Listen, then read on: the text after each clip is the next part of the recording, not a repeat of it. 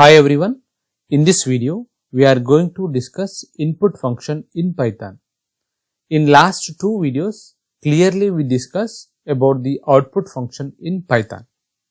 Before starts today's session, let us try to recall what have we discussed in our last video. How to use index mechanism in format method, how to assign names for the variables in format method, how to implement alignment in format method, how to use f-strings. All these are covered in the lecture 21. If you didn't watch that, please watch that for the better understanding of output related concepts. We are going to discuss about input function. After watching this video, you will be able to know what is static initialization, what is the use of dynamic initialization, what is the return type of input function, how to store integer values using input function, how to convert other number system values to decimal values while working with the input function. For the better understanding of this concept, first you must know what is initialization, what is static initialization and dynamic initialization. Assigning the value or storing a value into a variable is called initialization. For example, number assignment 10. So here we are assigning the value to a variable number. This is called initialization. Then what is static initialization? Very simple again. Assigning the value or values to a variable or variables within the source code or simply within the program is called static initialization. Simply, in the program itself, if we are assigning the values to the variables, that is called static initialization. See this example. Here we have one variable name. For that we are assigning some name Sri. So in the program itself, we are assigning the value Sri to the variable. This is called static initialization. If you execute this program, the output will get is welcome Sri. But very important point is, listen carefully, how many times you execute the same program, you will get the same output because the value of the variable name is Sri, that is constant because statically we assigned. If you want to change the value of the variable name, you need to open the program and you need to modify, like suppose if you want to change the name, you can remove that. In place of that, you can write another name and execute the program. In this case, you will get welcome Ram. Here we have two statements only. We are modifying the code in one statement. Suppose you have a very lengthy code. Every time open the code, editing the code is not correct. This is the problem with static initialization. The solution for this is dynamic initialization. Then what is dynamic initialization is assigning the values for the variables at runtime of the program is called dynamic initialization. So in our program, we don't mention the value. We will receive the value of the variable at runtime of the program. So what is the name you want to receive? You can receive at the runtime. No need to edit again every time. To implement dynamic initialization, we use input function in the Python. So generally every programming language supports input functions to receive the input at runtime. In C language, we use scanf function to receive the input at runtime. In the C++, we use cin. So like that, in the Python, we use input function. The function name itself input, which is used to take the input at runtime. So whenever the developer wants to take the input, at that point of time, the developer needs to write input function. So the program stops at that particular statement and it waits to receive the input. At that point of time, you need to enter the value. That entered value will be stored into the program. So to implement this dynamically initialization concept, we use input function in Python. Syntax of input is input within the parenthesis, within the double quotes or single quotes, we need to write prompt string. See the example, input, enter your name. So when you run this program, on the screen, you find enter your name. So the user can easily understand that the user can enter the name. That name will be stored in the particular variable. Here the prompt message is optional. You can write the input function like this also without any prompt string.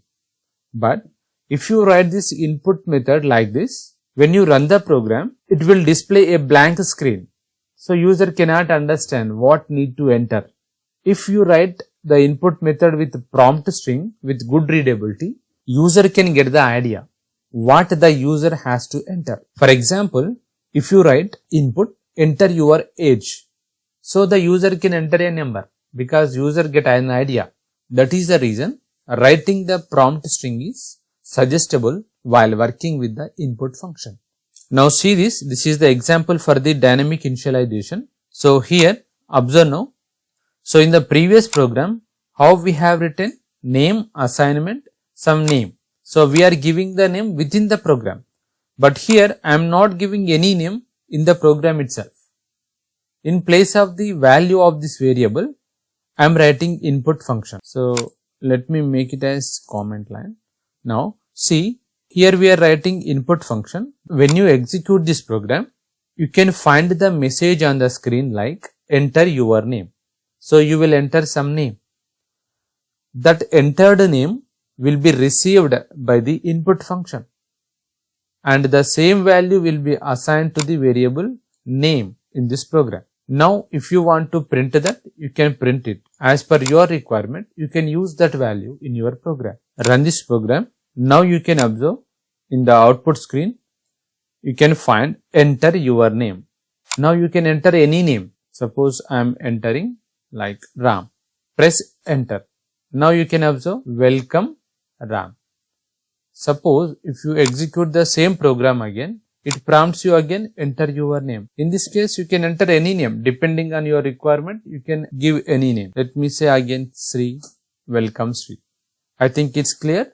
So in this way, you can assign any name dynamically, nothing but at runtime depending on your requirement with help of the input method. See this program for the understanding of return type of the input. Input, enter first number. So you will enter some value while running this program that will be assigned to the variable number 1. In the same way, it prompts you to enter second number that is assigned to the number 2 variable.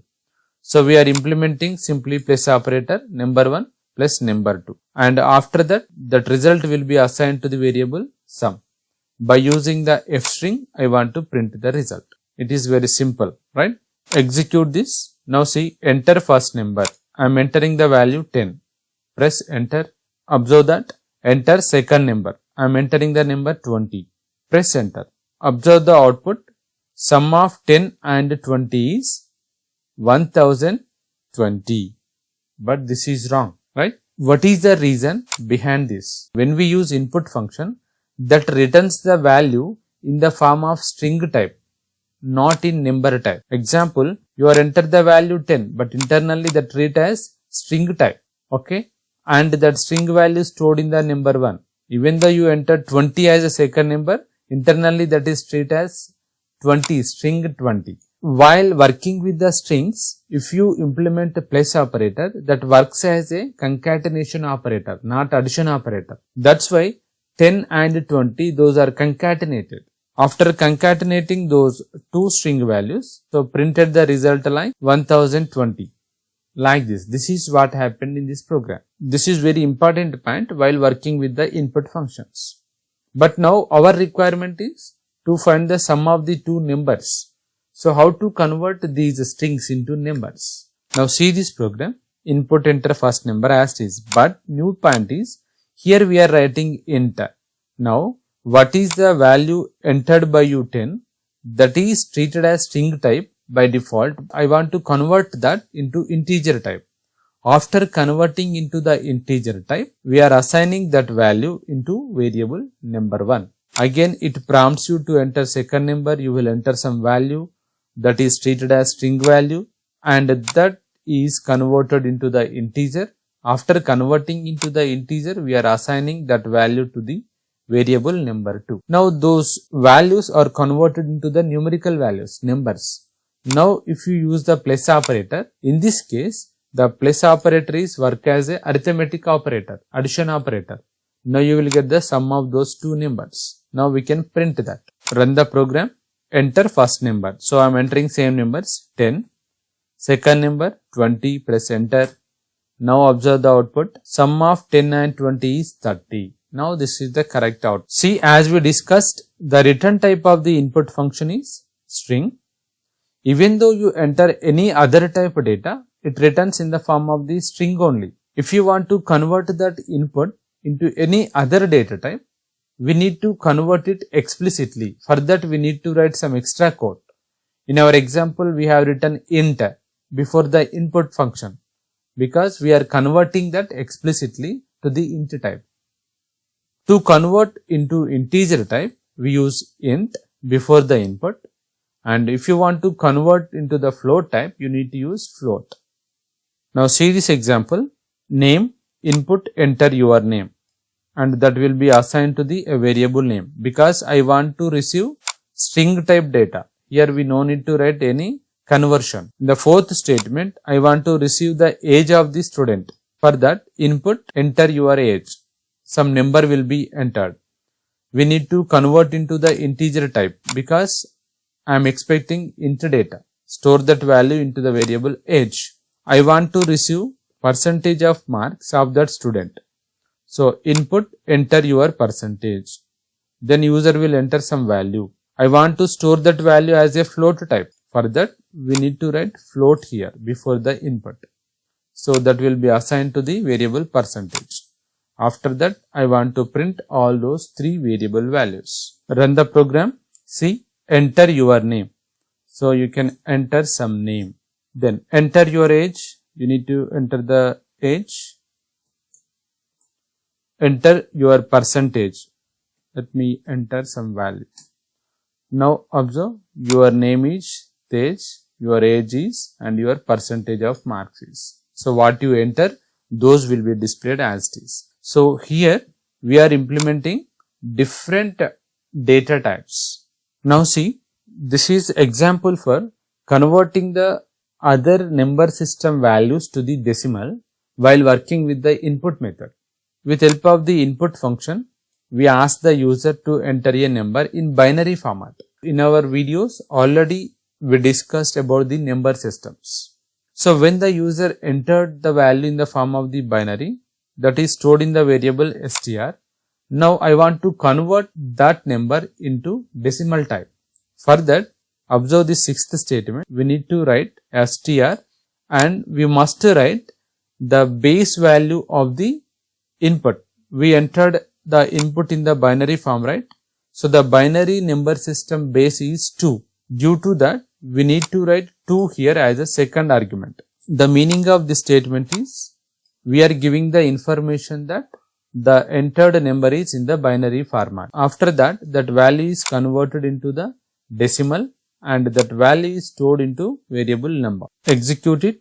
Now see, so I am entering a binary number like 1000. Press enter. Now see, binary value 1000 in decimal is 8. The equivalent value for the entered value is 8 in decimal.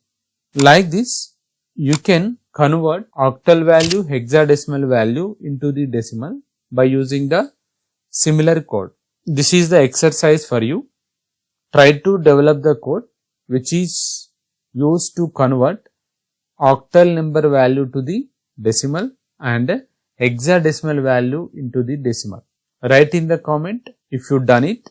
If you are facing any problems while doing that, share your problem in the comment section. I will give the answer for that as soon as possible. Check your knowledge, what you learned from this video. What is static initialization? What is the use of dynamic initialization? What is the return type of input function? How to store integer values using input? How to convert other number system values to decimal while working with the input. Try to answer all these questions. If you are not able to answer for these questions, watch the video once again. So in the next video, we will learn how to receive multiple input values by using the single input statement. If this video is useful to you, please subscribe the channel, like and share it. Thank you.